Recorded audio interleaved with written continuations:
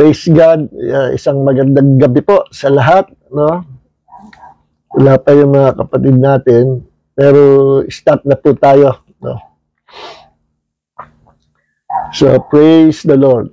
Let's pray mga minamahal. At anyways, naka-record to, no?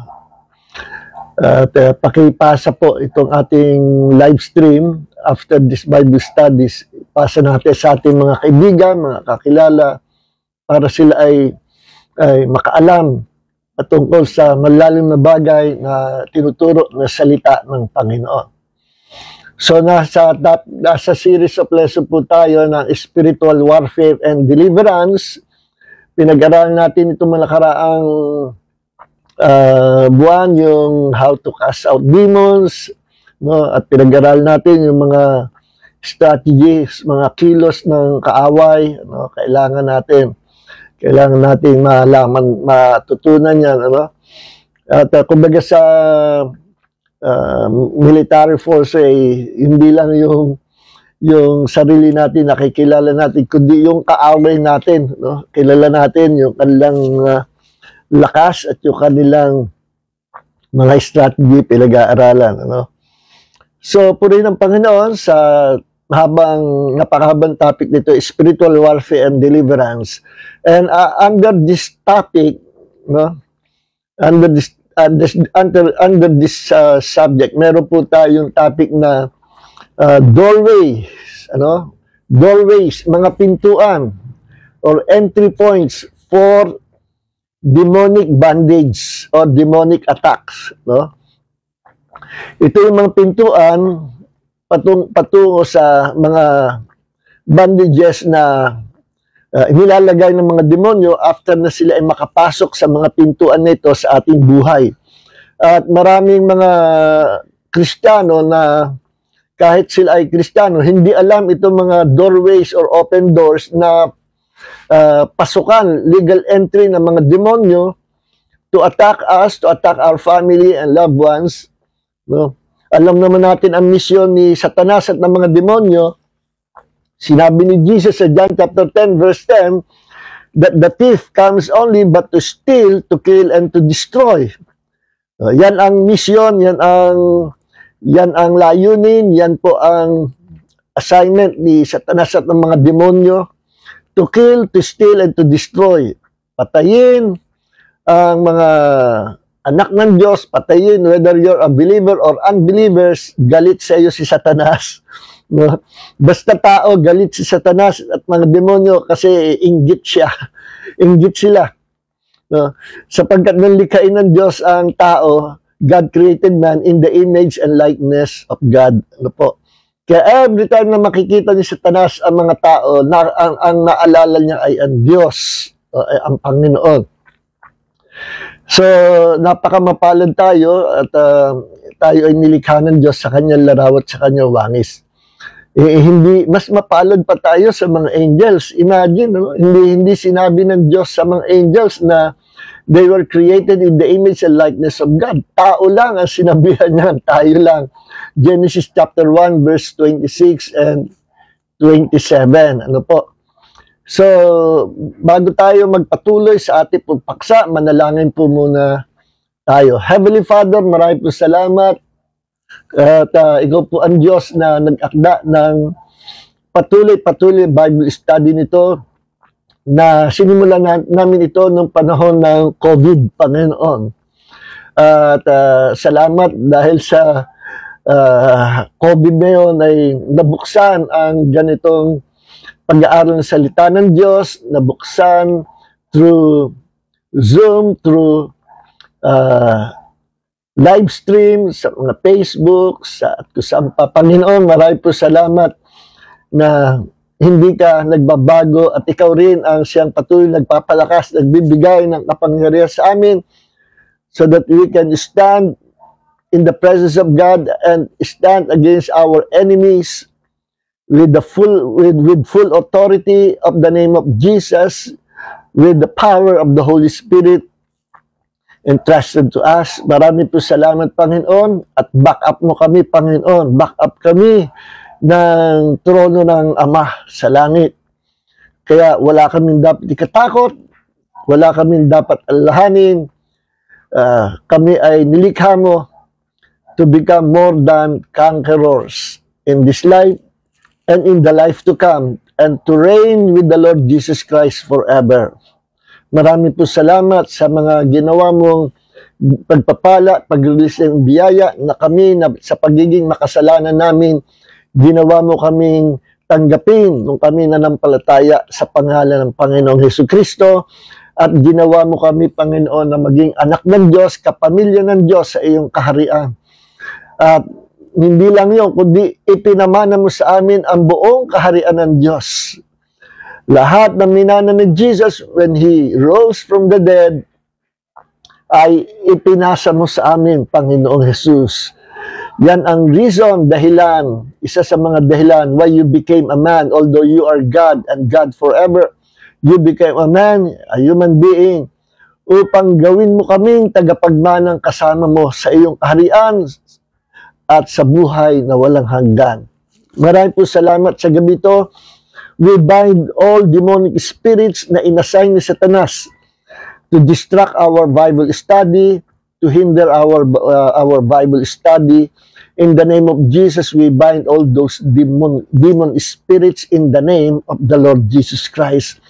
And Father God, release your anointing, release your blessings sa pag-aaral namin yung salita. We ask you, Father God, to anoint us with the fresh anointing of wisdom and revelation for the glory of the name of Jesus. Amen and amen and amen.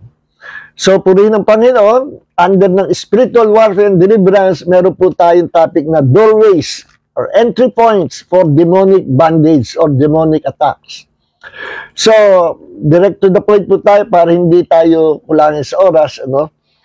Number one, pintuan, kung ito ay bukas ang mga pintuan ito sa inyong buhay, better na isara nyo. Paano na isasara ang mga pintuan na ito? Sa pamagitan ng repentance. Sa pamagitan ng once na realize natin, bukas na pintuan pala ito sa aking buhay. Immediately,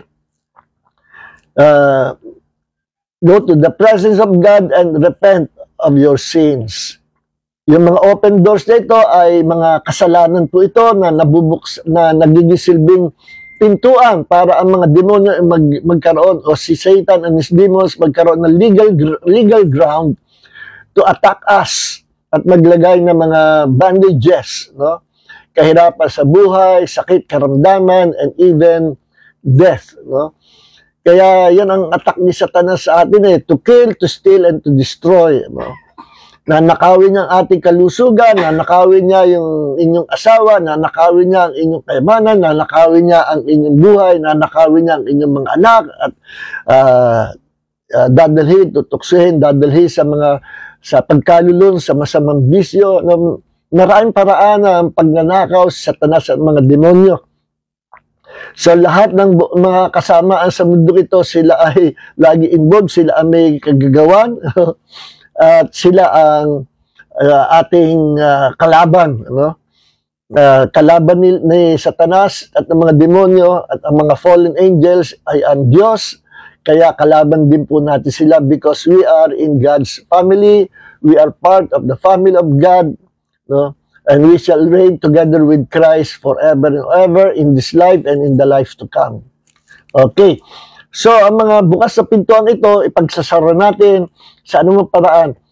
Ito ay, lahat ng ito ay kasalanan. Kung meron tayong involvement sa mga pintuan na ito, o tayo ay nakapagbukas, hindi tayo aware, immediately i-close yan. Paano maisasara yan?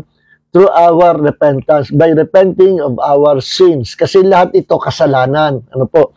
So, wala tayong hinusgahan, hinahatulan ng mga kapatid, mga Kristiyano. No, ito'y pinag-aaralan lang natin. Hindi natin alam kung sino sa atin ang may mga ganitong bukas na pintuan. Basta ang mga bukas sa pintuan ito ay very dangerous ito at maging aware tayo dito sapagkat ito po ay entry point ng mga demonyo para makapasok sa ating pamilya at makagawa ng kasamaan. No? So, purihin ang Panginoon. So, number one na pintuang bukas or doorways for demonic attacks. Number one is personal sins. Ano? Yung kasalanan natin, nako, malakas ko yan. Hindi gawang biro ang kasalanan. Maliit man o malaki, sa harapan ng Diyos, ay kasalanan pa rin yan. So, whether it is a small sin or big sin, no, parang ang kasalanan kasi parang t-shirt yan. May small, medium, large, may extra large. Pero lahat yan, pare-pareho na kasalanan. Ano? At lahat yan, maliit o malaki, ay entry point or open doors sa mga demonyo to attack us, to attack our lives, to attack our families and loved ones. Okay? So, immediately, kung ano yung personal sins na hindi nyo kino-confess o pinagsisisiya sa harapan ng Diyos, ay immediately atin pong iharap sa Panginoon at humingi tayo ng tawad sa Diyos through our repentance. And by the way, no, sa panahon natin ngayon, we're living these last days, sari-sari yung mga iba-ibang mga doctrine, na kakultuhan. Isa sa mga kumakalat niya yung doctrine sa hyper grace, na tinuturo nila kapag tayo daw ay nakagawa ng kasalanan, you don't have to repent of your sins kasi forgiven na raw tayo na doon sa ginawa ni Jesus sa cross na nagisilbing kapatawaran sa ating mga kasalanan. All our sins, past, present, and future, are already forgiven by the Lord Jesus Christ. Binayaran na raw by His precious blood. Totoo naman binayaran. Pero kapag tayo nagkasala, we have to repent of our sins. Yes, totoo, ang pagbabayad ng Panginoon ay past, present, and future sins. Lahat binayaran ng Panginoon. At lahat ng kasalanan pa ma-invento ni Satanas ay bayad na binayaran ng Panginoon. Pero, yan ang God's part. Provided na yung forgiveness, provided na yung solusyon, provided na yung paanong lilinisin ng Panginoon. Pero, yan ang God's part. Pero, merong man's part. Ano yun? To repent of our sins that we have committed. Yan ang bahagi natin bilang tao. Laging merong God's part at man's part under the kingdom of God. May bahagi tayo. Sabi nga sa James chapter 4 verse 8, come near to God and He will draw near to God and He will draw near to you. No? Lumapit ka sa Diyos at lalapit siya sa iyo. Kita nyo, yan katibayan na merong God's part, merong man's part. Another na false doctrine na kumakalat ngayon, yun nga daw na wala daw man's part, lahat daw God's part. No, sa salvation na binigay ng Diyos, wala daw bahagi ang tao, lahat bahagi ng Diyos. Sounds very religious, no? Pero religiously wrong. It's another cult doctrine, na sasabihin walang bahagi ang tao. Sounds very religious, sasabihin nila, how dare you na meron kang you are full of pride na sinasabi mong meron kang bahagi sa salvation. Wala tayong bahagi. Tayo ay makasalanan lang, no? Na pinatawag ng Diyos. Ang lahat ng bahagi ng kaligtasan ay sa Diyos at wala tayong may pagmamapuri sa sarili, wala tayong bahagi sa ating sarili. Sounds very religious kakagat ka pero religiously wrong. False doctrine. May bahagi tao. At yun, ang ginagawa nilang excuse na na gumawa ng kasalanan. Tayo do ay forgiven lang, wala tayong bahagi salvation. Basta once you're saved forever. At ang kaligtasan na yan ay binayaran ni Jesus at pahalagahan daw natin dahil tayo iniligtas sa Diyos. Kaya kung ikaw ay babalik sa kasalanan, don't worry, ligtas ka pa rin. Kung ikaw ay magbabackslide, don't worry, ligtas ka pa rin. Kung ikaw ay liliwaliw sa dati mong buhay makasalanan, don't worry, ligtas ka pa rin. And that kind of doctrine is doctrine of demons. Hindi po yan sa Diyos. Sounds very, very religious minsan pero mali naman, At laging merong bahagi. Tandaan nyo, in the kingdom of God, laging may bahagi ang Diyos at may bahagi ang tao.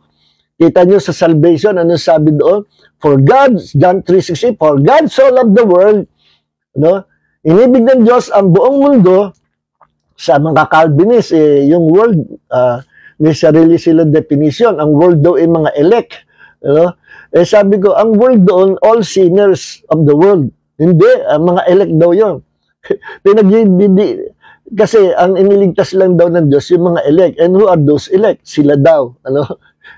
Mismo sila, pag tinanong mo, are you sure na talagang elect kayo? Sino sa inyong church members ang talagang 100% elect? Hindi rin nila masabi. So, malabo yung yung nabasa lang nila sa Bible yung word na elect, inadapt na doon sa doktrina at ginawang na namimili ang Diyos. Kung tawagin yung mga chosen ones ay mga elect people of God. Hindi po namimili ang Diyos. Ang kaligtasan, ino-offer ng Diyos sa lahat. Lahat ng tao sa buong mundo. Kasi yan ang kinamatayan ni Jesus, lahat ng sinners of the world. Sa John 3:16, for God so loved the world that He gave His only begotten Son. Ang world ay all sinners of the world. Lahat tayo. Tayo ang dahilan why Jesus became a man and died on the cross. Lahat tayong mga makasalanan. Tayo ang dahilan kung ba't binigay ni Jesus ang kanyang buhay para tayo ay tubusin sa kasalanan. Para tayo wag nang pumunta sa lake of fire. At ang salvation ay ini-offer yan sa lahat. It's up to you. And it is your part to believe and to accept that gift of salvation. Marireceive mo lang ang kaligtasan if you will believe and receive the Lord Jesus Christ as your Lord, God, and Savior. Yan ang tamang gospel of the Bible. Gospel of the Lord Jesus Christ. May bahagi ang Diyos, may bahagi ang tao. Sa John 3:16, napakalinaw Binigay ng Diyos ang solusyon, si Jesus. Dahil mahal na mahal niya lahat ng makasalanang tao sa buong mundo. Ano naman ang gagawin ng tao? May bahagi ng tao. Whoever believes. Yan ang part ng tao. If you will believe, you will be saved. Whoever believes in Him will not perish but have everlasting life. John 3:16 lang gospel niya. Nandiyan kabuuan ng gospel na may bahagi ang Diyos, may bahagi ang tao. So, ilan nga sa mga false doctrine na kumakalat ngayon, including yung sa hyper-grace na repentance, lahat yan, puro hyper-grace. Kasi sinasabi nila, dahilan nila, it's all by the grace of God. Pero na-abuse nila yung word na grace of God. Okay, hindi tayo magpapalawig dyan. At hindi yan ang topic natin, nabanggit ko lang yan. So, if there's personal sins in your life, immediately repent. Open door yan. Number 2, ancestral sins or generational curse or generational sins or generational curses na nanggaling sa ating kanununuan. Nagbigay ako ng ilang example ng mga nakaraang linggo o nakaraang buwan pa yata yan. So, yung ancestral sins, kasalanan ng mga ninuno natin, ang naging epekto niyan ay generational curse. Yung susunod na lahi ay inaabot ng effect ng ancestral sins. Kaya tawag ancestral sins, the sins of our great-great-grandparents or great-great-grandmother or father. No? At ang resulta niyan ay generational curse. Naglalakbay yung curse sa generation. Yun nilang pagsamba sa Diyos-Diyosa, sinabi ng Panginoon sa Exodus chapter 20, verse 4 and 5 na wag daw gagawa ng mga larawang inanyuan upang sambahin ito. At ang gumawa at sumamba sa mga larawang inanyuan, graven images, sabi sa isa sa mga 10 Commandments, no, ay parurusahan ng Diyos at ang sumpa ay aabot even up to the 3rd and 4th generation. Abay, mahaba po yun. At sa Bible, sa ating nakagisnan, one generation is 40 years. Pero ang biblical generation, hindi lang 40 years. Iba-iba, depende sa context. Merong 100 years, merong 400 years, merong 1,000 years, merong yung buong lahi, yung generation na yun. No? Yung generation ng Israel. Yung tinutukoy generation. So mahaba. Sinabi ni Jesus, ang manamba sa Diyos-Diyosan ay magdadanas ng sumpa, even aabutin yung 3rd and 4th generation. Napakahaba po niyan So, marami ako in example dyan. Sundan nyo na lang ating pag-aralan, mag-back read o back view tayo doon sa mga nakaraan nating video. Ano po, kompleto tayo dyan. Alright. At number 3 is yung occult involvement. Naku, serious na kasalanan po ito. Na-involved ka sa occult. Ano? May curse din po yan. Even doon sa ating mga kaapu-apuhan, aabot po yan. Kaya sinusundan ng mga demon spirits yung lahi mo, pati yung kaapu-apuhan mo para ipahamak. Is either na, nagkaroon ka occult involvement, ikaw ay isang albularyo o isa kang spiritista o mangkukulam. Ano? May tatak ka na. Satanas, isa ka sa mga ahente niya. Kaya yung demonic power na nasa iyo ay isasalin sa iyong anak, sa iyong mga apo at kaapu-apuhan. No? Ganyan, sa umpisa, gagamitin ka ng diablo. Then afterwards, pag tapos na, papatayin ka na niya. Para sa gayon, yung kaluluwa mo, espiritu mo ay madala niya sa impyerno. So, delikado yung may involvement sa occultism. It's a demonic power. No? Delikado po yan.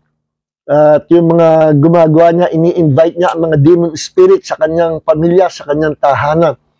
At binabawal pati yan ng Panginoon. Yun lang magtago ka ng mga occult book sa bahay mo ay meron na kagad curse yung bahay mo.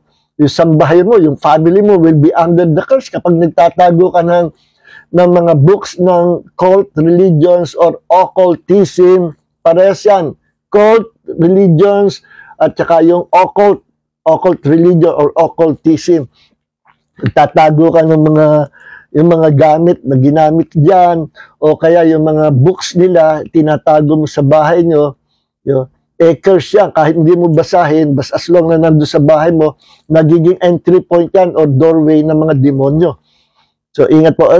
I think, last week yata or 2 weeks ago, binigay ko example na yan na yung pinuntahan kong mag-asawa na yung lalaki ay tinorture ng mga demonyo, nilagyan ng sakit within a week, for stage cancer kaagad. Cancer sa liver, lumaki yung tiyan. Ano? At ang isang naging stronghold doon sa kalantahanan, yung isang balikbayan box na puno ng libro ng occultism na pinamana nung tiyahin na namatay sa cancer, and this time, pinamana yung bahay doon sa pamangkin, no? And then, pati yung mga books ng occultism. Kaya after na mamatay yung tiyahin niya sa cancer, ang namatay naman sumunod sa cancer, yung pamangkin. It follows, umuulit yung istorya. At hindi lang doon natatapos, maging sa kanilang mga anak at mga apo, ay susundan sila ng mga demonic spirits na yan. Sometimes they are called familiar spirits, no? sumusunod sa family. Okay. So, number 4 is satanic brotherhood or cult religions, no? At marami niyan, yung members ng mga cult religions, no? At yung mga satanic worship, satanic brotherhood, even yung fraternity ng mga kabataan sa school na may mga hazing, no? Ano yan, demonic inspired na brotherhood yan. Anyways, meron namang brotherhood or fraternity na pangmatino. Fraternity ng mga medical doctors, ano, o fraternity ng mga lawyers, ano, na hindi naman against the law. Ewan ko kung may hazing, kung paano hazing nila, no? So, yung masyado abuso na hazing, inspired ng satanic, ano, satanic or demonic spirits. Okay. So, yung mga nagtuturo ng hyper grace at saka yung mga gospel, kakaibang gospel, no, na malayo sa gospel na tinuturo ng Bible, pero sinasabi they are Christians, no, hindi na ako tutukoy ng pangalan ng denomination. May mga spirits yan na kapag na-transfer doon sa mga followers, ang hirap nilang makaalis doon sa brotherhood na yan o sa pagiging member ng cult church na yan. Okay. May spirit kasi, hindi lang sila basta na brainwash, kundi nagkaroon ng transference of the spirit. No? Kaya, yung mga followers na yan, ng mga cult religions, or satanic brotherhood, ang isang una-una mapapansin nyo sa buhay ng mga followers dyan ay sila ay nagiging mga rebelde, no? Rebelde sa church, rebelde sa mga magulang, rebelde sa authorities, ano? Kasi nga may rebellious spirit. Basta demonic spirit or espiritu ni Satanas, may rebellious spirit yan. Kasi yan ang nature ni Satan. He rebelled against God. Siya ang pasimula ng rebellion, no? In heaven. Okay, number 5 is trauma. Yung mga traumatic experience na yan po ay entry point ng mga demonyo para kasamain at yung biktima ay mabuhay na malungkot ang buhay niya, hindi masaya, at mawala yung mga blessings sa kanya. At maging, kahit siya ay maging Kristiyano, kung hindi siya delivered sa traumas of life, kung meron siyang traumatic experience, at hindi niya alam na kailangan ma-deliver siya, hindi siya lalago ng malago sa spiritual. Lagi may problem sa buhay na. Lagi siyang nagiging, pwede rin siya madalas maging problem sa church. At maging rebelde rin sa church. Or laging, galit sa mga tao, galit sa pastor, galit sa member sa church. Kahit siya sa mga papunta, kahit sa church, at kahit sabihin siya ay na-born again na, ay minsan bumabalik yung mga memories of the past na kailangan ma-healed yung memories of the past at ma-healed yung emotional wound sa kanya. Dahil kung hindi, yung mga traumas na yon at yung kanyang wounded soul ay lalala. And most of the times, yung sobrang tagal na, yung kanyang kalagayan na yon ay nagiging open door sa mga demon spirits at nai-invite niya mga demons. Kaya time will come, kahit pumunta siya at magpa-undergo ng inner healing, hindi na pala kailangan inner healing or counseling, hindi na kailangan pala deliverance na. Bakit? Meron ng demons sa loob. Kasi na-invite niya sa katagalan nung kanyang inner wound or nung kanyang emotional wound, ay na-invite sa mga demons at pinanahanan na siya ng mga demonyo. Kaya hindi na uubra ang counseling, hindi na uubra ang inner healing, kailangan na deliverance. Ano? So, yan po ang proseso niyan from counseling, inner healing, then deliverance. So, number 5 is trauma. Number 6 ay drugs and alcohol. At yung drugs, pinag-aralan natin, ang mga drugs ginagamit din ng mga sorcerers, nagtitimpla sila mga gamot, mga potion na magbibigay kapahamakan doon sa makakainom nung tinimpla nilang gamot, no? Kaya yung yung mga gayuma, totoo yan eh. Ano? Demonic din yan, ano? So, ang mga gumagawa niya ng mga ahente sa mga sorcerers, no? At yung word na sorcerers and witches, no? Yung word na sorcery and witchcraft sa Greek, sa Bible ay tinatawag na pharmakeia. Pharmakeia, pharmakeia, no? Means drugs, no? Drugs or yan ay ginamit din sa referring to sorcerers and witches. Pharmakeia, dyan din galing yung salitang pharmacy. Di ba? Sa pharmacy, yung mga gamot, ano? So, pero hindi naman witchcraft yung mga gamot sa drugstore, ano? May similarity lang yung word na ginamit from Greek word, from ancient Greek word. Okay. So, nabigay tayo ng example niyan, yung kabataan babae na nawawala sa sarili dahil pinainom. Ano? May mga times na nawawala siya sa bahay nila, naglalakbay at nire-rape nung matandang Chinese. Napainom siya ng potion, demonic potion. Number 7 is satanic music. No? Napag-aral natin yan ng mga nakaraang linggo na delikado. No? Yun yung tanong, sinagot natin, can we use the secular songs na i-dedicate natin, awitin natin sa Panginoon? Halimbawa, love song. No? Secular love song, pwede ba natin i-dedicate o awitin para sa Panginoon? Pwede naman. Why not? No? Ang hindi pwede, yung gospel song, songs for the Lord, songs na dedicated sa Panginoon, ginawa mong kantahin sa iyong girlfriend or sa iyong asawa, exclusive yun. Yan ay nakadedicate sa Panginoon. No? God is a jealous God. No? Yung kantang worship song, praise songs for the Lord, hindi pwedeng gamitin sa tao. Mangyayari niyan, sinasamba mo yung tao pagka tinatungkulan mo ng awit na yon. But the secular songs, no, na love songs, yun nga ang tanong, pwede bang gamitin sa Panginoon? Oh, yes, why not? Why not? Basta i-dedicate mo sa Panginoon. Parang tayo yan eh. Tayo ay nakadedicate sa Panginoon, buhay natin. Pero dati galing tayo sa karumihan, dati galing tayo sa kasalanan. Ano? Yun yung Amazing Grace. Binanggit ko nung nakaraang linggo na ang melody na Amazing Grace, may maraming mga nagsasabi na tinutugtog yan sa beer house, sa mga bar nung unang panahon at walang nakakaalam kung sino nag-compose ng melody niyan. Ayan ay nilapatan na lang ni John Newton ng lyrics.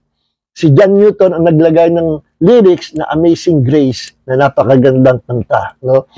Siya ay nag-backslide at siya ay nagbebenta o bumibili ng mga slave, mga negro o mga black na gagawin slave at binabayaran niya yung mga tribo ng mga bote ng beer o bote ng alak. Yun ang pambayad sa isang bote, isang alipin. Ano? May mga ganyang kasaysayan or history. So, kaya sa Amerika, naku, wag nang tatawagin ang mga black American na, hey, negro, or hey, nigger, ay kung gusto mo mabugbog, tawagin mo gano'n. No? Na-remind sila nung pinanggalingan ng kanilang mga ancestors. At ano yan, discrimination yung gano'n. Okay, so yung mga satanic music, meron yung, ayokong banggitin yung title, baka i-search nyo pa sa YouTube na yung awit na yun, nung unang panahon, kinumpos na nagpakamatay. So, yung karamihan ng mga nakakarinig, nung binenta na sa market yung kanta na yan na kinumpos yung taong nagpakamatay. Natagpuan yung komposisyon nun, patay na yung nagpakamatay siya dahil nawala yung girlfriend niya. Marami nakarinig nung awit na yun napoposes ng ng spirit of death o ng demons of death, at nagpapatiwakal din, nagpapakamatay. Kaya binan yung kantang yon sa Europe, sa Amerika, sa Japan yata, at kung saan pa. Okay. So, same with other songs, may mga spirit na pwede matransfer. Mag-ingat kayo, mga anak nyo, pag-ingatin nyo, hindi lahat ng music ay safe, Okay. So, number 8 ay, eto na ang talakay natin. Number 8, curses and accursed things. Yung mga sumpa, Okay. Mga sumpa, at mga isinumpang bagay or accursed objects. Okay, yan po, tatalakay natin ngayong gabi. So, ngayon, merong binanggit sa Bible, na talagang ang Diyos ay inaalaw niya na dumating ang curse sa even sa believers or unbelievers, dumarating, inaalaw ng Diyos pagka gumawa ng kasalanan. Sa Malakay chapter 3 verse 10 and 11, mababasa natin sa Bible, di ba, ang command ng Panginoon sa generation na yon, and I believe sinabi ito sa Israel, under the law, na they have to give their tithes, or yung 10% ng blessing, ibabalik nila sa Panginoon. So, I believe sinabi sa Israel, Malakay chapter 3 verse 10 and 11, at kung hindi gagawin, ninanakawan daw nila ang Diyos. Okay. At darating ang curse sa mga nagnanakaw sa Diyos, even up to the 3rd and 4th generation. Okay. Now, yung tithing, dito sa Malakay 3:10 and 11, panahon ng Israel, naging part of the law nila yan. Part of the, tama yung sinasabi ng mga hindi naniniwala sa tithes. It's under the law. Pero para balansin natin, bago pa dumating ang batas o ang law of Moses, ang mga Jew nagtatites na even before the law. At isang ebidensya, si Abraham nagtites kay Melchizedek. Si Jacob nangako sa Diyos na ibibigay niya ang 10th part. Kapag binless siya ng Panginoon. So, practices niya ng mga Jew even before the law of Moses na ino-observe ng Israel. Bago pa dumating ang law, ay nagiging practices na yan ng mga Jew. Ngayon, tayo naman bilang Kristiyano, hindi naman sa pilitan, it's up to us kung gusto mo magbigay ng tithes, love offering, sacrificial giving, offering. Ito ay ang giving, tithing, giving, offering something to God is part of our worship. Hindi tayo under the law, pero under the grace of God. And under the grace of God, ang umiiral dyan, yung pagmamahal, pag-ibig natin sa Panginoon. Kaya pag-uusapan dyan, gaano mo iniibig ang Panginoon? So, the more you love God, the more you will give something to God because giving is part of our worship.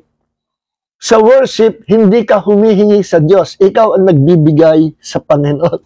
At sinabi niya, even in the Old Testament, sinabi ng Panginoon na huwag kayong pupunta sa aking presensya na walang dala sa inyong kamay.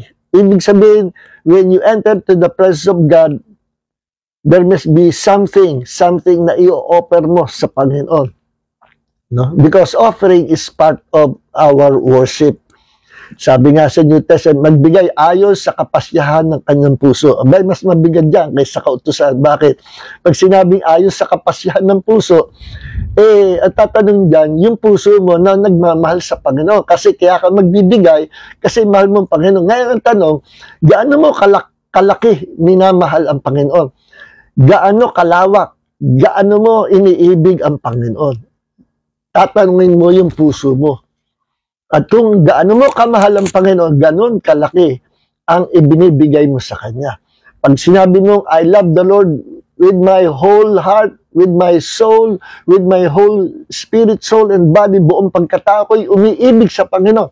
Ibig sabihin, buong pagkatao mo ay dedicated, binibigay mo, ino-offer mo ang buong buhay mo sa Panginoon. Not only your money, not only your time, not only your properties, not only your families, buong buhay mo. And God is always number one sa iyo.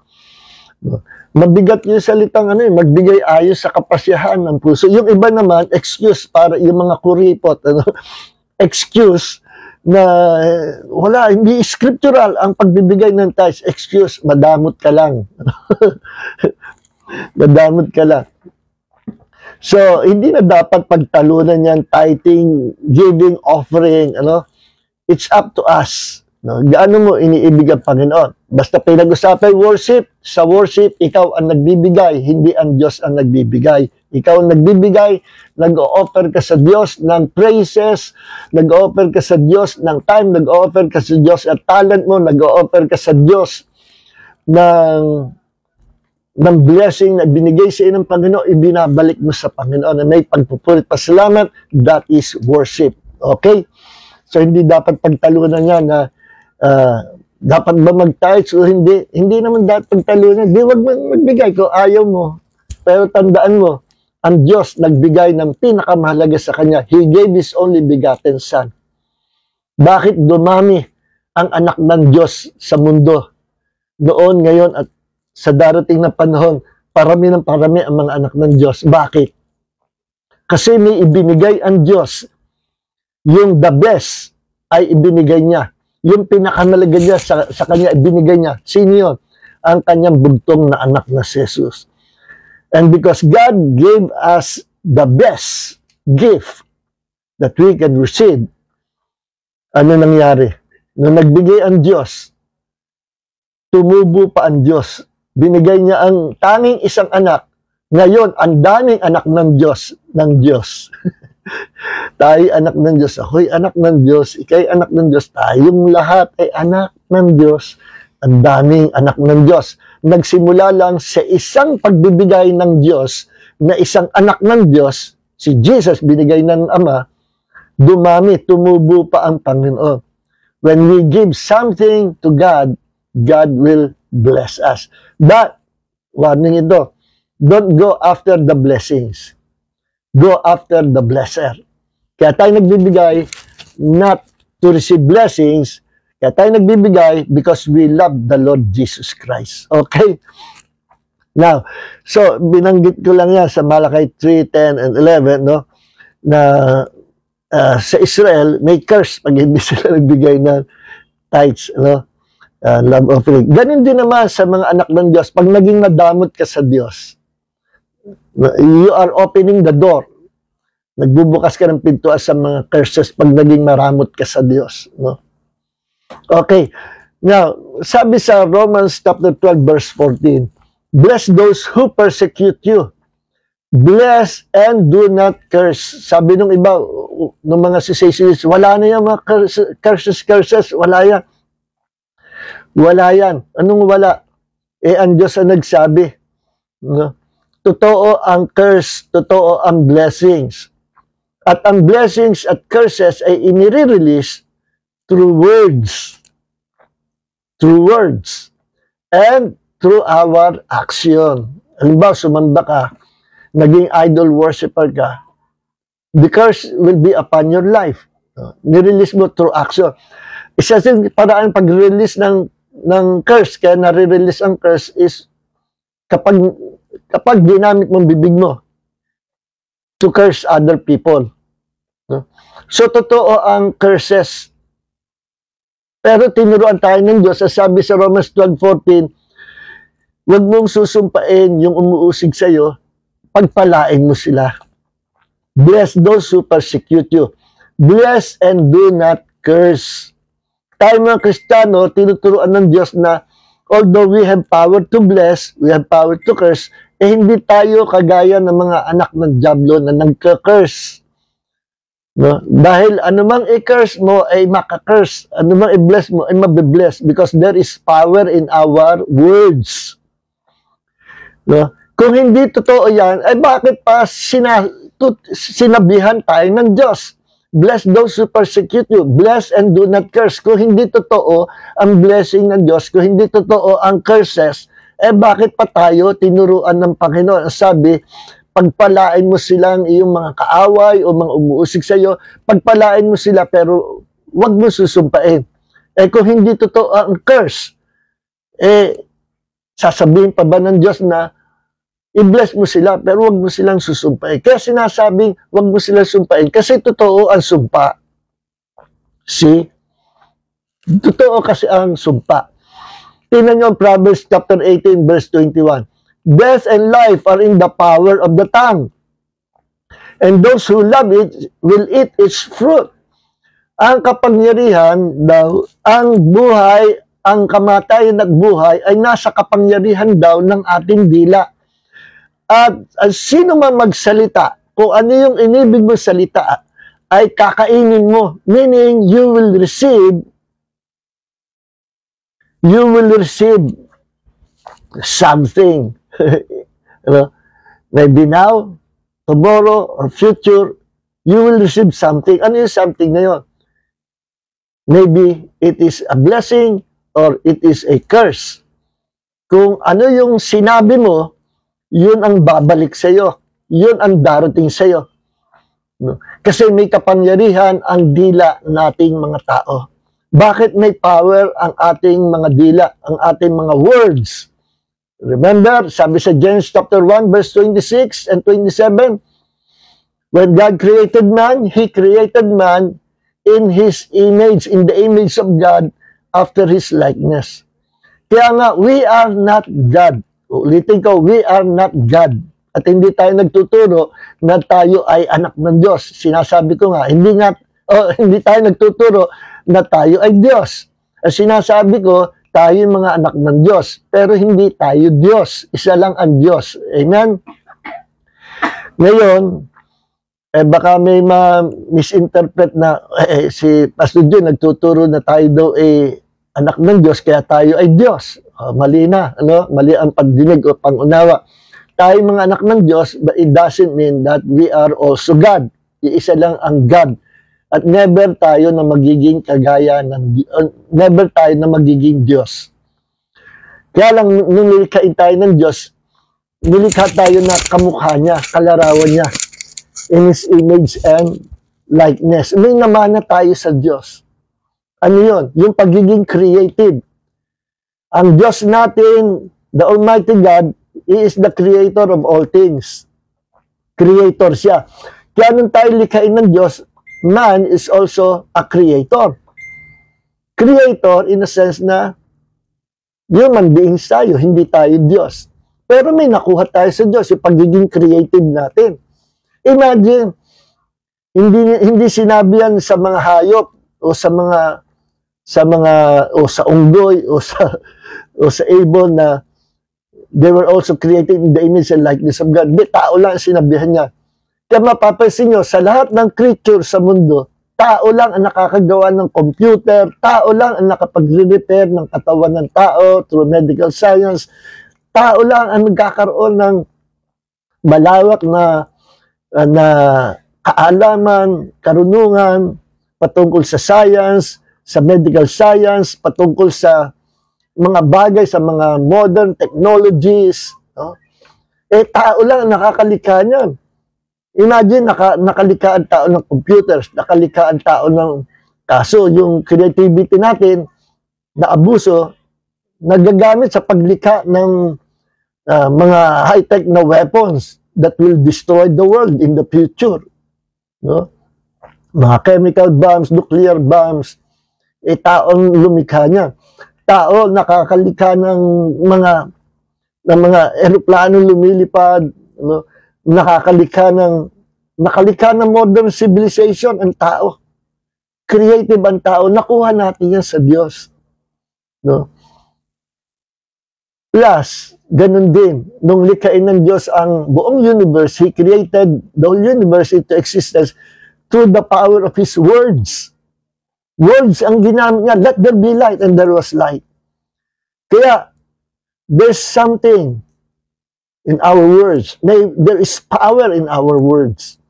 Because we were created in the image of God. Pero hindi ibig sabihin, kagaya tayo ng Diyos na makakalikha rin tayo ng universe. Hindi po ganon, no? Kundi, makakalikha tayo ng good or bad world natin, yung mundo natin, personal na mundo natin, ang buhay natin, pwede mong pagandahin, pwede mong pasamain. Sa pamagitan ng ano? Through your words. Through your words. Ano ibig ko sabihin? You can bless yourself, your own world, or you can curse your own world, your future. No? Ano ba, sinabi mo lagi, ako'y pahirap ng pahirap ang buhay ko, pahirap ng pahirap, ba't gano'n? Ako na may Kristiyano, pahirap na pahirap. Araw-araw sinasabi mo yan. So, hindi malayo na mangyayari in the future na magkakahirap-hirap ka. Kasi merong creative power ang words ng tao. We are not God, but there is something in our words na namanan natin sa Diyos. Yung creative words. No? Yung creative words. Kagaya yung example ko nga sa inyo nung last time na yung kakwentuhan ko, yung asawa ng kaibigan ko, pastor sa New Jersey, bumisita sa San Pablo, kausap yung kapatiran, pinatawag ako, then kwentuhan kami, then napauwi ang pagkukwento ko sa mga curses, blessings, sabi niya, naku pastor, ngayon ko naintindihan, ang alin, nagulat siya. Alam ko na nangyari. Bakit? Ano sabi mo? Nagkwento siya. Yung po aming malayong kamag-anak, may lahi na nabubulag yung mga anak nila. Magsisimula, meron niya, pinanganak, bulag na kagad.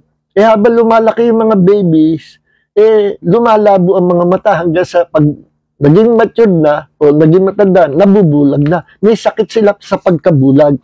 Then later on, yung palang mga ninuno nung kanilang malayong kamag-anak na yon ay merong istorya na nagpasalin-salin yung kwento na yun daw kanilang great-great-grandfather ay nung bata pa, magkakalaro sila mga magpipinsan, pumasok sila doon sa kwarto ng bahay. Then, isa-isa naglabasan, naiwan yung isa na solong lumabas. Then, nung chinek yung kwarto, may nawawalang object doon sa kwarto. Kung ano yung nawawala na yun. At immediately, binintangan nila yung huling lumabas, yung pisa nila. At ang sabi, sumpaman, hindi ako, bata yun, bata lang. Alam niyo mga bata, kahit nung araw marunong na manupay. Pexman, nung kami bata, Pexman, hindi namin alam na masama pala yun. Sabi nung bata, sumpaman, hindi ako kumuha. No? Kahit na yung sumpaman, yung aming buong lahi mabulag man. Nabanggit niya mabulag man. Hindi alam nung batang yun na siya ang magiging authority figure of his future generation. Ano yung authority figure? Ang authority figure, yan po yung magbe-bless sa kanyang future generation. Ang authority figure na tinatawag ay yung parents, mga magulang. The authority figures of the family is the parents. The authority figures of the school, ng mga bata o mga estudyante, ay yung teacher. Ang authority figure ng teacher ay yung principal o yung dean sa college. Authority figure ng dean, yung may-ari ng school. Ang authority figure ng mga officer sa military ay yung mas mataas sa kanila. Then finally, yung general, yung mas mataas sa general. 3-star general. Ang authority figure ng mga generals, lahat ng military force ng isang bansa ay ang presidente ng Pilipinas. So authority figure ng buong Pilipinas, ng mga Pilipino, ay ang presidente ng Pilipinas. Okay. Authority figure ng San Pablo City ay yung mayor ng San Pablo. Authority figure ng Laguna ay yung governor ng Laguna. Authority figure ng isang kumpanya ay yung pinakamataas doon sa kumpanya. No? Okay. Yung president, no? Or yung may-ari mismo ng company. Yun ang mga authority figures. Now, kapag ikaw ay authority figures, you have the right, the power to release blessings upon your people. You have the right, power to release blessings upon your people. Ay yung iba hindi alam, curses ang nai-release. Both blessing and curse, parehas lang magkakaroon ng epekto yan. Kaya nga sinabi sa Romans 12:14 bless them and do not curse them. Bakit? Kasi it's either blessing or curse. Tatanggapin nila. Magmamanifest yan, magmamaterialize yan. Kaya nga, tinuturuan tayo ng Diyos na we don't have to curse people, but rather bless them. Even our enemies, we have to bless them. Kasi Kristiyano tayo. Sinong mahilig sa mga curses, sa pagka-curse? Mga mangkukulam. Alam niyo po ba na kaya bawal sa atin mag-curse kasi hindi naman tayo ahente ni Satanas. Yung mga ahente ni Satanas, sila yung ng curse. Mga witches, no? Mga ahente ni Satanas, mga sorcerers, wizard, sila ay inutusan ni Satanas to curse Christians. Alam niyo may pangyayari? Yung isang famous na apostolic evangelist or apostle evangelist, I believe he was an apostle. Apostle means sent one. Si Reinhard Bonnke, isang German na bata pa, ay pumunta na sa Africa. Dahil pinapunta siya ng Panginoon, he was sent by God to Africa hanggang sa siya namatay na ang kanyang mission ay yung Africa. Marami, millions of Africans na convert sa Christianity because of this man of God. No? One time nangaral siya sa loob ng isang oras, sabi doon sa documentary, 1.5 million Africans, isang tribe na hikayat sa Panginoon. Kaya sabi nga ay, hindi naman totoo na Islam is the fastest growing religion. Sabi nga, paano mangyayari si Reinhard Bonnke, missionary sa Africa, sa isang oras lang, nangaral ng gospel 1.5 million ang tumanggap sa Panginoon. Naging Christians yung tribo. Ganyong katindi. At meron din siyang miracles, mga miracles, signs and wonders, healing the sick. One time, may umaten sa kanyang crusade doon sa Africa na 4 na babaeng witches. Ang mission nila is to kill Reinhard Bonnke, the man of God, through curses. Mission nila patayin si Reinhard Bonnke, the man of God, sa pamagitan ng pagka-curse.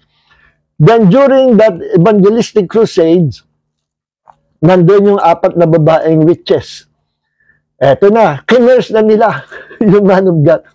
Si Reinhard Bonnke, walang kaalalam na may umaten na witches na magka-curse sa kanya. Bigla daw siyang napasigaw na, Hallelujah! Tinaas niyang kamay niya, Hallelujah! Yung sigaw niyang Hallelujah, yung curse, bumalik doon sa 4 na witches at natumba sila, nagkikisay sila. Nahimas-masa sila, sabi na hindi natin kaya ang power nitong man of God na ito. Kumuha tayo, patulong tayo sa mas mataas ang kapangyarihan sa atin. Nakakilala natin. At umimporta sila, nag-importa sila na imported na witch galing sa ibang bansa at binili nila ng ticket, binili nila ng airplane ticket na first class itong witch na ito. At umatin yung witch na ito na sumakay sa first class plane. At sinimulan niyang i-curse si Reinhard Bonnke. Ang nangyari nung kinurse niya, bumalik sa kanya ang curse at nagkikisay siya. Then, hindi alam ni Reinhard Bonnke na yun ay witch. Pinag-pray pa daw niya. Hindi niya alam kaya nagkikisay dahil kinurse siya. Pinag-pray pa raw ni Reinhard Bonnke. At after ng, I think, bago matapos yung crusade, lumapit yung isang babaeng witch sa kanya. Di ba, 4 yun. At sabi, please, man of God, pray for me. At yung babaeng yun, nagmangkukulam o witch, tinanggap niya si Jesus to become her Lord and Savior. Na born again. Hindi ko alam kung nangyari doon sa 3 pang witches. Kaya nalaman ni Reinhard Bonnke ang istorya na siya ay dinayo ng mga witches at yung imported na witch ay dinayo rin siya para i-curse. Pero hindi umubra ang kapangyarihan ng mga mangkukulam o ng kapangyarihan ng mga ahente ni Satanas, because greater is He who is in us than he who is in the world. Kaya nalaman niyang istorya. Ikinuwento noong babae na lumapit sa kanya at tinanggap si Jesus to become his Lord God and Savior. Ikinuwento na nagpunta sila to curse him, walang laban ang power nila, no, hindi nila kaya, nag-importa sila ng another which na may higher power. Wala rin, hindi rin umubra. Kaya sabi, your God is more powerful than the devil or their gods. Okay. So, maraming mga ganyang istorya, mga Kristiyano kina-curse. Because they are so filled with the Holy Spirit, hindi tumalab yung mga curses. Pero ingat kayo, yung mga hindi filled with the Holy Spirit, minsan tinatalbad ng mga curses kasi hindi nga filled with the Holy Spirit at compromiser pa, nakikipaglaro sa kasalanan. Kaya meron silang bukas na pintuan sa buhay nila na nagigisilbi na daanan ng mga demonyo to attack them at maglagay ng bandages sa kanila. Kasi nga, they were not filled with the Holy Spirit at sila ay compromiser, nakikipaglaro sa kasalanan, which is an open door or doorway para sa mga demonyo. See? So, totoo po yan. And sometimes, hindi natin alam, kina-curse natin yung ating mga anak. You are the authority figure of your children. You have the authority and power to bless them or to curse them. But you don't have to curse them. You must bless them, your children. Pero problema, hindi natin alam yon. At sinasabi natin, ikaw bata ka, tigas-tigas ang ulo mo, napakatanga-tanga mo. Ano? Lalaki ka na wala kang mararating. Lalaki ka na magkakalkal ka na lang ng basura sa basura at wala kang mararating paglaki mo dahil ang tamad-tamad mo. Hindi natin alam yung mga ganyong salita na akala natin, pinalalampas natin para sa galit natin, maturuan ang anak natin. Hindi natin alam na kinakurs natin yung kabataan nila. At paglaki nila, kung ano yung sinabi mo, yun ang magiging sila. At nangyari po yan. Nangyari yan. Basahin natin sa ano, no? Basahin natin sa Numbers chapter 14. Numbers chapter 14, verse 28. Kasi ang mga ito, during the Moses generation, ang Israel, napakatigas ng ulo. No? Lagi nila sinisisi si Moses, sinisisi ang Diyos, but sila ay kinuha pa sa Egypt, pinalaya pa sa Egypt, mas maganda pa raw buhay nila sa pagkaalipi sa Egypt. At daw sila dinila sa disyerto para mamatay lang, wala silang tubig, wala silang pagkain. Lahat naman ng pangailangan nila, pinoprovide ng Diyos, naging sa haba ng panahon, for almost 40 years, naging mapagpasensya ang Diyos sa kanila. Then dumating ang time na nagalit na ang Diyos. Ano lagi sinasabi nila? Mamamatay kami dito, dinala ba kami dito ng Diyos mo? Sa wilderness, sa disyerto, just to die in this wilderness. Wala kaming pagkain, wala kaming tubig. You know, never na naging mapagpasalamat sila kay Moses o sa Diyos.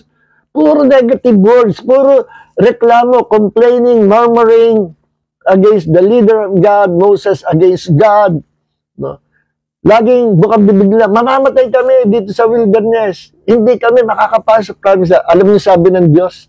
Eto, verse 28. O 27. O verse 26 muna. And the Lord spoke, Numbers chapter 14, verse 26 hanggang 29. The Lord spoke to Moses and Aaron again, saying, How long shall I put up with this evil congregation who are grumbling against me? I have heard the complaints of the sons of Israel, which they are voicing against me. Narinig ko yung mga pagrereklamo nila patungkol sa akin. No? Sabi ng Panginoon, say to them, sabihin mo sa kanila, Moses, as I live, declares the Lord, just as you have spoken in my hearing, so I will do to you. Moses, sabihin mo sa kanila, ako ay buhay, sabi ng Panginoon.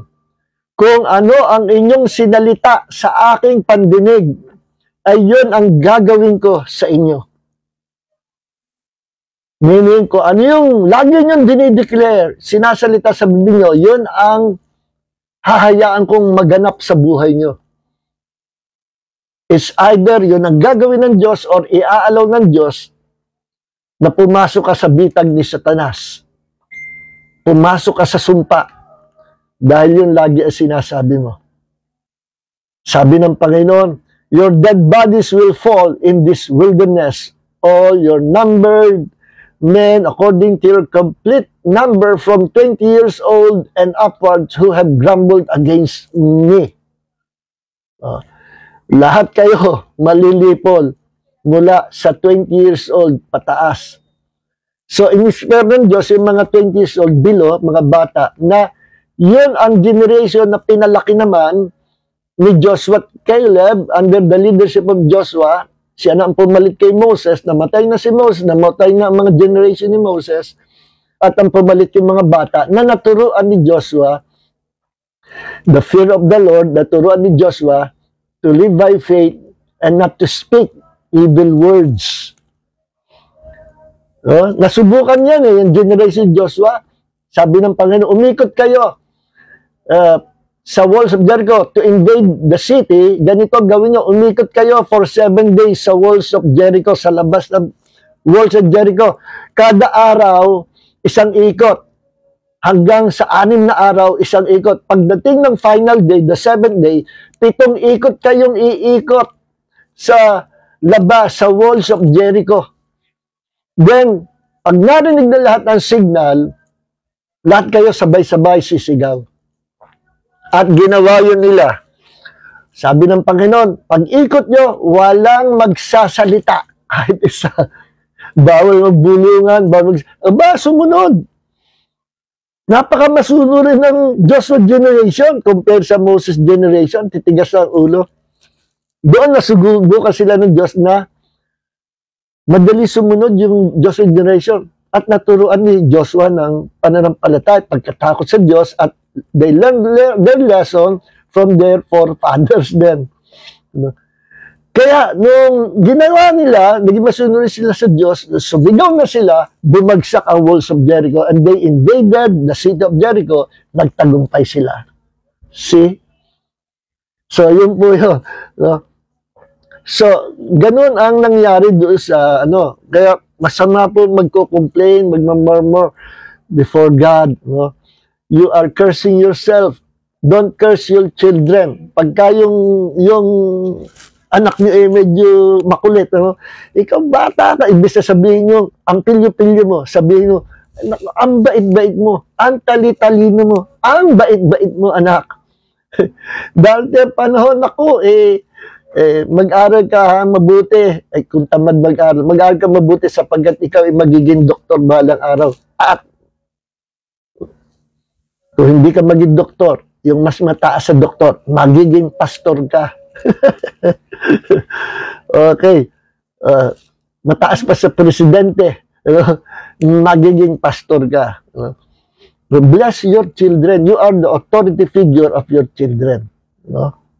Yung mga teacher, ikaw, Peter, hindi ka na naman gumawa ng assignment. Alam mo, magpo 4 years ka sa grade 6. Wala kang mararating, bata ka. Sinasabi ko sa iyo, ang tamad-tamad mo mga kinakers ng teacher yung estudyante niya. Kinakers. Kaya naman, lalong nabobobo yung bata. So, authority figures, don't curse your people. Okay?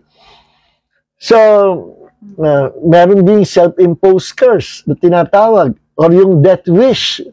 Yun, alam niyo yung madrama sa buhay, kinapapanood sa TV na kukuha yung mga drama. Yung death wish, yung gusto ko nang mamatay, yung mga kabataan mahilig sa ganyang dialogue, gusto ko nang mamatay, you are cursing yourself, self-imposed curse. Then wag kang magtataka kung one of these days maaksidente ka. Kasi ginusto mo yun. Death wish. You are cursing yourself. You curse yourself.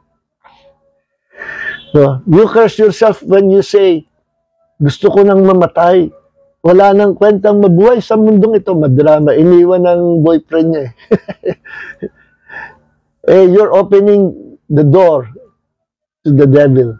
You're opening an open door para ang mga demonyo makapasok to attack you.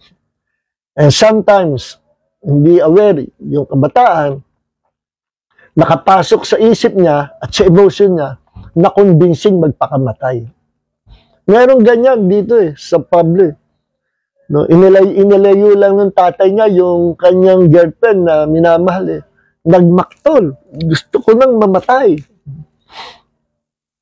Natagpuan, after ng worship leader pa yon, mga kapatid. After ng Sunday service, kinabukasan, Monday, nakita nila nagbigti.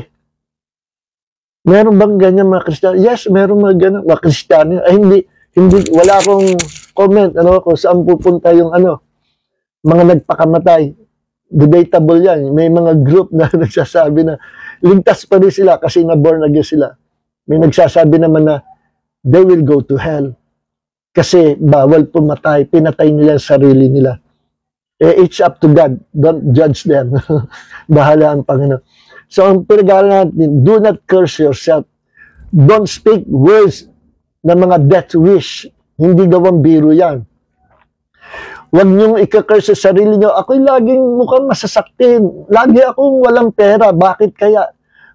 Ang dami na promote. Lagi nila ako na pag-iimanan sa promotion sa office namin. You are cursing yourself. Don't speak those negative words. You are cursing yourself. Tingnan niyo, sabi sa Philippians chapter 4, verse 8. Wala tayong time. Philippians chapter 4, verse 8. Finally, brothers and sisters, whatever is true, whatever is honorable, whatever is right, whatever is pure, whatever is lovely, whatever is commendable, if there is any excellence, if anything worthy of praise, think about these things. Ito ang isipin nyo, ito ang sasalitain nyo. Ang alin? Whatever is true, huwag kang magsisinungaling. Whatever is honorable, whatever is right, whatever is pure, yan lang yung mga sasalitain at iisipin mo. Whatever is lovely, don't speak, don't think, don't speak evil things or demonic ideas o kung ano man. Alright? So, yan po ang lesson natin ngayong gabi. Merong ikukwento ako. Meron akong mga kaibigan, mga senior, around mga age sila, mga 75 years old, 80, 70, 60 plus. Lagi sila nakaupo doon sa round table, doon sa isang fast food, sa isang mall, hindi ko sasabihin. Hanggang sa, lagi ko sila daanan doon. Oh, pastor, upo ka dito. Sa kano, pag ako'y senior na. So, ginawa nila, masaya silang masyado. Ang dami nila doon sa round table. Nagkakape lang sila. Puro meron yun. Meron sa kanila, mga mayayaman. Nakatuwaan nila. Na sinabihan mga kasama nila, pinapupunta tayo. Patay na si paring Cardo. Si Cardo, paring Cardo, patay na. Nakaburol ngayon sa bahay. Punta tayo. Puntahan sila. Pagdating doon, ang saya ng music. Para may party. Pagdating doon, birthday pala. Ay sinabi, nakaburol at patay. Yung pala birthday. Tawa na sila. Hanggang sa naging joke yun. Pagka merong kasama sila na matagal na hindi napapasuldo sa table nila ginagawa ng biro, patay na pala si pare ngayon. Oh, laging ginagawang joke. At maging yung kapatid ko, no, na si Elvis, na barkada rin nila, patay na pala si Elvis. Nakarating pati sa Amerika na yung balita na patay na si Elvis, si Nego, no. Dumating, uy, akala namin patay ka na. Yun pala, may nag-joke, may nag-promotor doon. Tawanan sila, ginawa nilang joke, hindi nila alam, they're opening the door to the devil, to the spirit of death.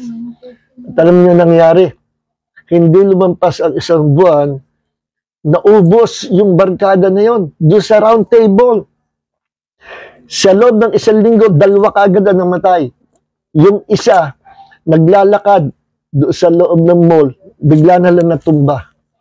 Yung isa naman, na-heart attack, nagkakape, biglang inatake. Dinala sa ospital, hindi na umabot, patay din. Halos naubos. At yun ay resulta ng cursing words na kanilang kinakurse yung kanilang mga sariling kaibigan na ginawa nilang joke yung curses. At sila, bumalik sa kanila yung mga curses. Inubos sila ng espiritu ng kamatayan because they opened the doors to the devil. Nagbigay sila ng legal grounds sa mga demonyo to kill them, to steal their lives, to destroy them. Iba-iba ang pagkamatay nila. Naubos halos. Kaya yung mga natira na mga kaibigan nila na hindi madalas doon, nalaman naman, ayaw na umupo doon sa table. Nakita ko, General, nandiyan pala kayo. Dito kayo sa ano. Ayaw namin dyan. Hindi, napag-train na namin yung table. Meron din na ka-office mate ng anak ko sa isang fast food, manager sila. Yung mga managers, nagkita-kita, oy, happy sila. Mag-swimming naman tayo, day off natin. Sige, sama-sama. Picture muna, groupie. Nag-picture sila. Nakatuwa nila yung kasama nila ng lalaki. Uy, ang ganda-ganda ko mo dito. Bagay na bagay ka, tiri ka ng kandila. Tawanan sila. Pati niya, oo nga. Para kang tiniri ka ng kandila. Hindi nila alam, they curse their friend through those words, yung birong salita. So, ginawa nila, swimming naman tayo. Night swimming sila. Yung kinurse nila, kasamahan nilang manager din, nalunod. That day, hindi lumampas yung araw na yun. Dahil sinabi nila, bagay na bagay ka, tirikan ng kandila. At tinirikan nga ng kandila, namatay. Because his friends cursed him. See? Merong mag-asawa, true story rin. Buntis yung babae. Sabi nung asawa, honey, kamusta ka dyan? Okay naman ako. Nandito ako sa tindahan ng furnitures at pumipili ako ng cabinet na bibili. Wag ako na ang bahala dyan. Wag kang magbubuhat na mabigat. Wag kang Nako, kung ano mangyari sa'yo, hindi ko mapapatawad sa sarili ko hanggang kamatayan. Wag mo na alalahanin niya. Umuwi ka ng bahay. Ako nang bahala. Ako nang bibili ng furniture niya. Sinabi yung lalaki, kung ano man mangyari sa'yo, hindi ko mapapatawad sa sarili ko hanggang sa kamatayan ko. Nag-release siya ng cursing word sa sarili niya. Alam niyo, that day, hindi na umuwi yung asawa niya. Ang trabaho ng asawa niya ay diver na ginagamit sa shooting bilang parang siya, yung stuntman, pandobol, diver siya. At nag-shooting sa ilalim ng dagat, hindi na siya matagpuan, nawalang bigla. Hindi malaman kung nasaan na siya at nalunod kung nasaan ang bangka niya. Hindi na siya natagpuan. Bakit? Nung umaga, nagsabi, umuwi ka na. Dahil kung anong mangyari sa iyo, hindi ko mapapatawad sa sarili ko hanggang sa kamatayan ko. Namatay nga siya. He cursed himself. So, totoo po yan. So next week ituloy natin itong ating paksa na ito, no? Malapit na tayo sa konklusyon. Pag-aaralan natin yung accursed thing or accursed objects next week. Okay, let's pray mga minamahal. So, kaya sinasabi ko siya, napakahalaga nitong paksa na ito. Dito, i-educate tayo ng Holy Spirit to learn all this truth kasi napakahalaga nito. No? Ito yung mga malalalim na bagay na unless the Holy Spirit reveals to us these things of the Spirit of God, hindi natin makikita ito. Hindi natin matutunan. So, tuloy tayo. Let's invite our friends, send this video to our friends, even to our pastors na mga kaibigan, at paggamit tayo sa Panginoon. God bless everyone. Heavenly Father, maraming salamat sa gabi ito sa pag-aaral po namin ng iyong salita at dalangin po namin na ikaw ang palaging mataas, Lord, at huwag kaming matutunan namin, huwag kaming mag-release ng mga cursing words sa aming loved ones, sa aming sarili, sa aming mga kaibigan, sa aming mga kaaway, but rather to bless them, Lord. Lalo na kami mga authority figures, we have the right, the authority, the power to bless our loved ones, to bless our people, to bless them, Lord. Marami po salamat, Panginoon, sa revelation, knowledge ito, pinagkaloob mo sa amin. Pagpalain mo ang bawat isa, Panginoon. At Lord, kung meron mang mga kapatid nag-curse sa kanilang sarili, forgive them. Create in them a clean heart. Cleanse their hearts, Lord. Thank you, Father God, and all glory belongs to Jesus. And may the grace of Jesus and the love of the Father, the fellowship of the Holy Spirit be with you all. In Jesus' name, amen. God bless everyone.